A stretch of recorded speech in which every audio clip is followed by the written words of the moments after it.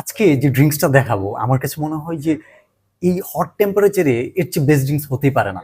তো এই ড্রিঙ্কসের কি কি ইনগ্রেডিয়েন্টস? খুবই সিম্পল ইনগ্রেডিয়েন্টস, এখানে অনেক হেভি লাগতে পারে। আমার কাছে লেমন আছে, আর হচ্ছে মিন্ট আছে। মিন্ট হচ্ছে পুদিনা পাতা, আর রক সল্ট আছে যেটা আমরা বিট লবণ বলি, আর আমার কাছে আইস আছে। সেগুলো দিয়ে আমি কিভাবে বানাবো এবং আপনারা কিভাবে সহজে বানাতে পারবেন সেটা দেখাই দিচ্ছি। আমি 1 গ্লাস পরিমাণের জন্য আমি হাফ গ্লাস কি দিলাম, আইস কিউব দিলাম, মানে বরফ টুকরা দিলাম। আর তারপরে হচ্ছে লেমন দিতে হবে। সো এখানে 2টা যে লেমন আছে এই পরিমাণ, এখানে 30 ml আছে, 30 ml লেবুর জুস দিলাম। হ্যাঁ, আর একটু চিনি দিচ্ছি। সো আমরা যেহেতু সুগার লাভার অনেকে, যদি চিনি ছাড়া খাওয়া যায় তো এটা সবচেয়ে বেস্ট হয়। সো চিনি দিচ্ছি। আর যেটা করতে হবে, এইটা হচ্ছে মেইন, পুদিনা পাতা। এইটা আপনি গ্রাম অঞ্চলে পাওয়ার কথা। সো পুদিনা পাতাগুলো আপনি ডাটা থেকে ছিঁড়ে এভাবে দিতে পারেন।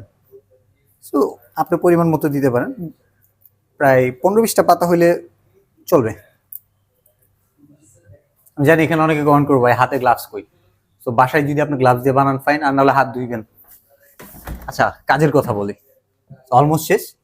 আমার রক সল্ট দিতে হবে, বিট লবণ, সামান্য পরিমাণ বিট লবণ দিচ্ছি। এখন আমি বাকিটা নর্মাল ওয়াটার দিতে পারি, নর্মাল ওয়াটার দিয়ে ফিল আপ করবো।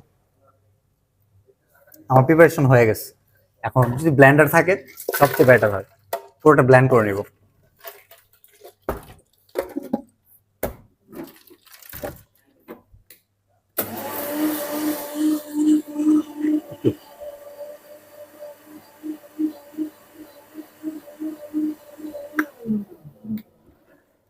ব্লেন্ড করা অলমোস্ট হয়ে গেছে। সো কালারটা গ্রিন কালার আসবে। আর কিচ্ছু লাগবে না। যদি আপনি ওয়েল ডেকোরেশন চান সেই ক্ষেত্রে সেক্ষেত্রে কি করতে হবে, একটা লেমন রাউন্ড স্লাইস করে কেটে গার্নিশ হিসেবে দিতে হবে।